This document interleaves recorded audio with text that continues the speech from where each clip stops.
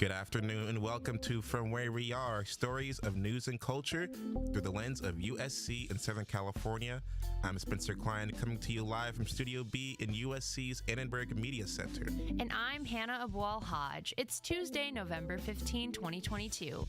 On today's show, fast food workers strike for labor rights. When they put millions into anti-worker ordinances, that the workers are going to rise up, that labor is going to rise up. President Biden and President Xi of China meet in the G20 summit. He was clear and I was clear. They will defend American interests and values, promote universal human rights, and stand up for the international order and work in lockstep with our allies and partners. Kari Lake loses the Arizona gubernatorial election to Katie Hobbs, and the Latin Grammy nominations are revealed. All that and more from Where We Are. But first, we have Claire Schurz with today's news headlines. Protesters in Egypt raised havoc over a Russian-hosted event at the COP27 climate conference. About 5 protesters criticized Russian delegates over the use of fossil fuels in the Ukrainian war. The protesters shouted as the panelists spoke and were quickly escorted out by security. Russia launched about 100 missiles across Ukraine, killing 1 and striking power across the country. Missiles also crossed over the Polish border and killed 2 others. The invasion is the most expansive attack since the start of Russian conflicts. Former President Trump plans to announce his 3rd presidential campaign tonight. This announcement comes after a major loss for Republicans in the midterm elections. Trump endorsed candidates in the Senate who failed to either keep their seat or flip a Democratic seat. As flu cases continue to rise in California, the season's first child flu-related death was reported today. In the past few weeks, flu activity has continued to soar, causing an overflow in many hospitals. Karen Bass leads the LA mayoral election by approximately 3 percentage points as of Monday. In the newly counted ballots, Bass racked up about 63% of the votes. More updates will continue throughout the week. For Annenberg Media, I'm Claire Suris.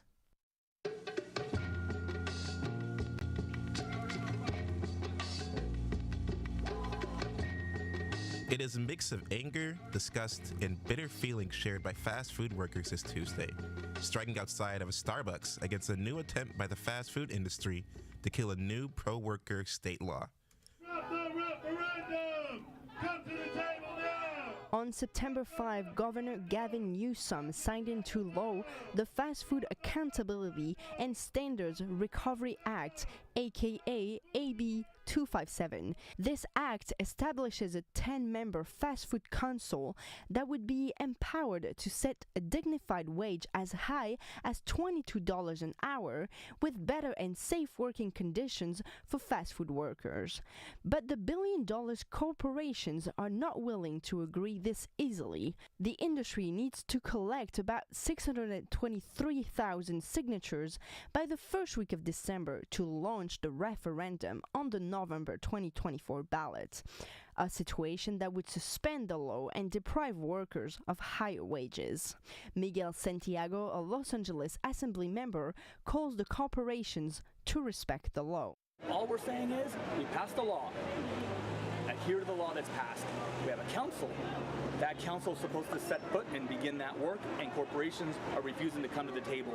And corporations should not go to the ballot when they don't like the outcome of what's happened in the legislature. If the referendum qualifies, workers can expect Burger King, KFC, or McDonald's to spend gigantic amounts of money to overturn the law. In defense, fast food workers are looking into unionizing the workers in every one of these companies, as Felipe Casares, a coordinator at SEIU Local 721, explained. So we're hoping to make sure that companies like Starbucks, McDonald's, Burger King understand that when they put millions into anti-worker ordinances, that the workers are going to rise up, that labor is going to rise up and demand that workers have a voice and a seat at the table, just like AB 257 says. Just that Starbucks, Burger King, McDonald's better count their days because we're coming for them with the workers, and we're going to get a union for every worker in their company. The organizations at the strike, whether it is 5 for $15, SEIU 721, SB Workers United, or California Gig Workers Union, are ready to multiply the strikes and actions to prevent corporations from killing AB 257, another pro-worker law. For Annenberg Media, I'm Clémence Fenu.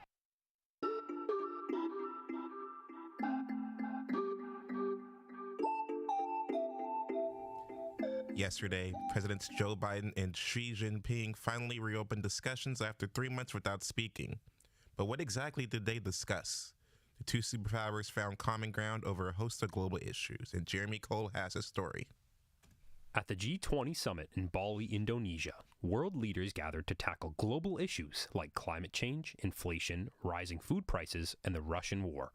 G20 serves as an intergovernmental forum for 19 countries in the European Union, accounting for nearly 2/3 of the world's population, 85% of the global economic output, and 75% of world trade.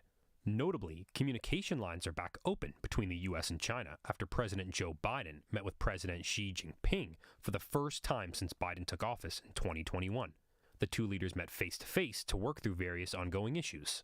The communication between the two global superpowers hit an all-time low in August after Nancy Pelosi's unwanted visit to Taiwan provoked China to cancel dialogue with the US across many areas.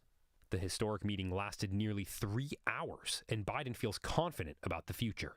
It was clear, he was clear and I was clear, that we'll defend American interests and values, promote universal human rights, and stand up for the international order and work in lockstep with our allies and partners. President Xi was straightforward, telling Biden that China has no intention to challenge the US and that the world is big enough for both countries to coexist and prosper. China does not want to interfere in the internal affairs of the US, nor change the international order. However, the one China policy acknowledging that Taiwan is still a part of China is an ongoing issue of disagreement. Biden made it clear that the US's policy on Taiwan has not changed, but fears of a Cold War have been quelled. I absolutely believe there need not be a new Cold War. I've met many times with Xi Jinping, and we were candid and clear with one another across the board.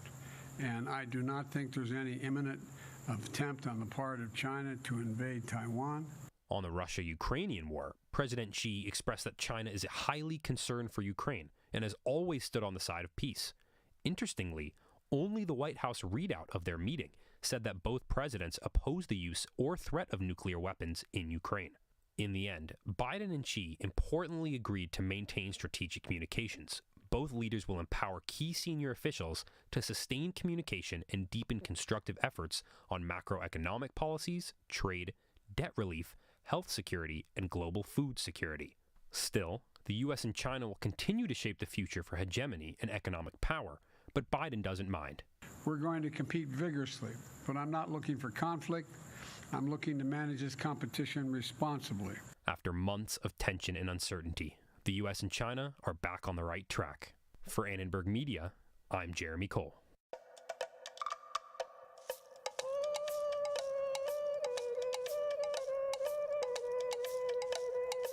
I'm Hannah Wall-Hodge. We're glad you're with us for From Where We Are. And I'm Spencer Klein. It's 8 minutes past the hour. Coming up, we're taking a look at the Arizona gubernatorial race where Kari Lake has lost to Katie Hobbs. The Latin Grammy nominations are out, and a conversation with breakthrough hip-hop dancer and social chair coordinator Colin Daly about their upcoming performance. Stay with us.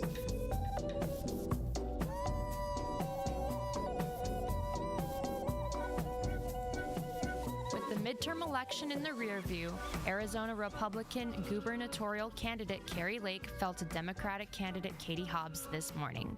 With a week in between the beginning of voting and the results, Lake is calling foul play in the collection of ballots. Our executive producer, Spencer Klein, has more on the story.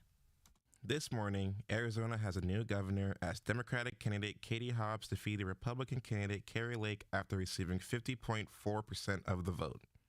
Lake, an open 2020 election denier, has yet to concede the election to Hobbs. Current USC senior and first-year graduate student studying biological sciences and data sciences Hassan Shah says that it is not shocking that Lake continues to deny election results. Shaw gave political commentary on the Arizona Senate race for Annenberg's election special. Considering states such as Arizona take longer to count than others, Shaw says that this gives politicians like Lake more of a reason to question the results of elections. I think the fact that Arizona takes a long time to vote, that usually gives a lot of people ammo into a lot of time to count the votes.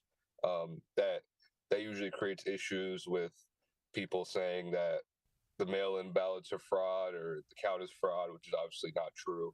Although the results of the election were encouraging to many, Shaw says it is still worrisome that there are candidates running that continually deny election results. Given that Lake has a precedent for election denialism, this wouldn't be something that she is amateur to. I can't say I'm too surprised. Carrie Lake, her main thing, even coming into the governor's race, seemed to be that she was very pro-Trump and very against the 2020 election.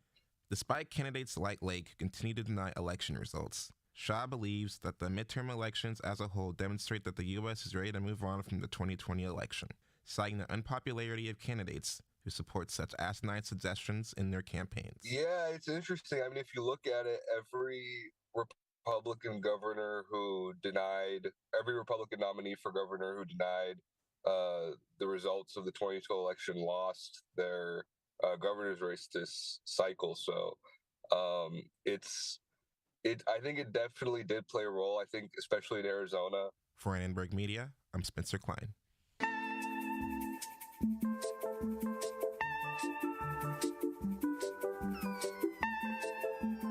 On Tuesday, the Recording Academy announced the nominees for the 2023 Grammys, as well as 5 new categories. Maddie Brown has the story. Music fans everywhere will be excited to hear that the nominees for the 2023 Grammys were announced today. The announcement contained both expected and unexpected nominees, fantastic new breakout artists like Amara, Paulo, and Lotto, and even some new categories.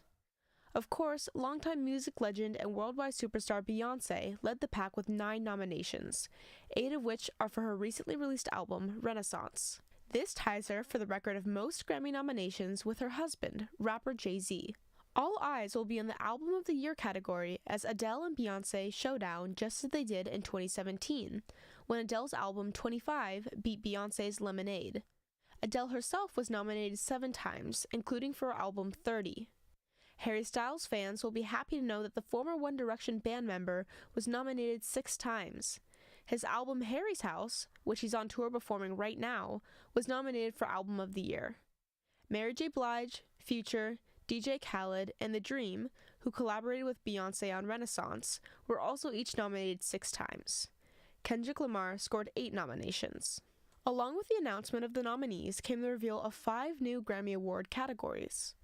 The new categories are Songwriter of the Year Non-Classical, Best Alternative Music Performance, Best Americana Performance, Best Score Soundtrack for Video Games and Other Interactive Media, and Best Spoken Word Poetry Album. There will also be a new Special Merit Award under the category of Best Song for Social Change. Taylor Somerville, a music industry major at the USC Thornton School of Music, had some thoughts on the new categories and what their impact will be. I think those are really good categories. I heard about the video game soundtrack one.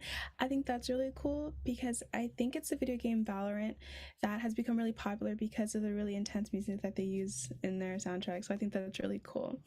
And the Americana category, I do appreciate Americana for sure because it kind of integrates blues and country and R&B and folk music. So I think it'd be really cool to see what comes out of that. Somerville had some additional thoughts about the new Special Merit Award, the Best Song for Social Change. She thinks the award will inspire artists to create music relevant to current social changes. I'm really excited to see what songs are going to be nominated for that category because I know, for example, a very popular political change song is This Is America by Childish Gambino, and that song was so impactful, especially here in the United States and everything that's going on here with Black Lives Matter. I'm really excited to see what creative minds come into songwriting to see kind of what they can come up with that's relevant to what's happening today, if that makes sense. Somerville also said that these new categories will be important to artists. Just to get the recognition that they need. A lot of artists don't feel that they fit into the really strict Grammy categories.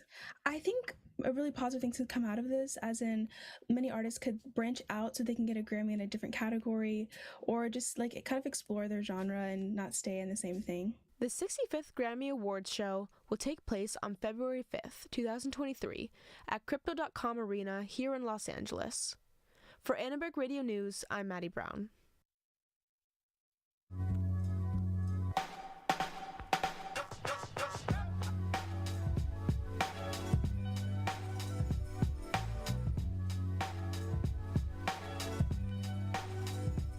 Speaking of music and performances, Breakthrough Hip Hop, a student-run hip-hop dance team here at USC, is having their semester showcase at the Bovard Auditorium this Friday. Tonight, we are joined by Social Chair Coordinator and Senior Team Member Colleen Daly, who's here to talk a little bit about what we can expect to see at the show. Thanks for joining us, Colleen. Hi. Happy to be here. So how long have you been on Breakthrough Hip Hop? Can you tell us a little bit more about your position as a social chair? Of course. I've been on Breakthrough for about 5 semesters. I joined my sophomore year. And then I've held my e-board position for 3 semesters. And that position is the social chair, which means I run all of the social aspects of the club. And that is including but not limited to our welcome week, our initiation process, our team retreat, and then our team banquet after showcase. Cool. So as a member of eBoard, what can you tell us about the upcoming show? Well, we have a really fun show coming up on Friday. The theme of the show is BT on the big screen. So all of our set pieces feature songs that you have seen on the big screen before, which is really fun and exciting. So what has the preparation process been for this specific showcase? Is there anything you're looking forward to specifically about this performance? I'm really looking forward to how all of the pieces come alive on the stage, just because they're all so specific with their vibe and their theme, because they come from well-known movies. And the process has been just a lot of doing it over and over again, talking about the vibe of each piece and kind of how we can act it out as well as dance it out. So it's been a lot of back-to-back rehearsing and just hours of dancing, but that's honestly the fun of it. Awesome, and I'm sure that's going to really pay off on Friday. What has been the biggest challenge that you felt the team has run into while you guys are getting ready? I think one of the biggest challenges is making sure that we're rehearsing in the right space of what the auditorium is going to be, and also just like finding spaces to rehearse. It's really hard. We normally practice on top of a parking structure which doesn't have mirrors, which makes it a lot harder to kind of see what we're doing and where we're going, but we've recently been able to get rehearsal space in PED, which has mirrors, and we just recently started blocking off the measurements of the stage so we know exactly how to fit like our big team within the realm of the stage. Great. I think we have time for about one more question. So with that being said, what else are you looking forward to the most with Breakthrough Hip Hop? I'm definitely looking forward to going into my last semester, next semester as social chair. I'm excited to just have fun with the team. We have a really great community on BT. We're all really good friends, and I can honestly say I'd go to these people for anything I ever needed. So I'm looking forward to the showcase, the banquet after showcase, and all of next semester. Awesome. Well, thank you so much for coming in today, Colleen. Be sure to catch Breakthrough Hip Hop in Bovard Auditorium this Friday at 6 p.m., and we wish you all the best of luck.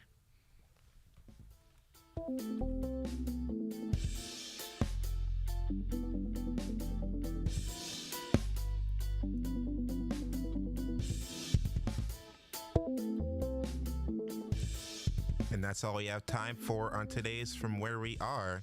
Spencer Klein and Varelia Diaz produced today's show. We also got help from Mallory Cara. And Derek Renfro composed our theme music. We also streaming live on YouTube at Annenberg Radio News. Subscribe to From Where We Are on Apple Podcast and Spotify. Finally, don't forget to follow us on Instagram at Annenberg Radio. I'm Spencer Klein. And I'm Hannah Abwal-Hodge. From all of us at Annenberg Radio, wherever you are, we hope you'll join us again for From Where We Are.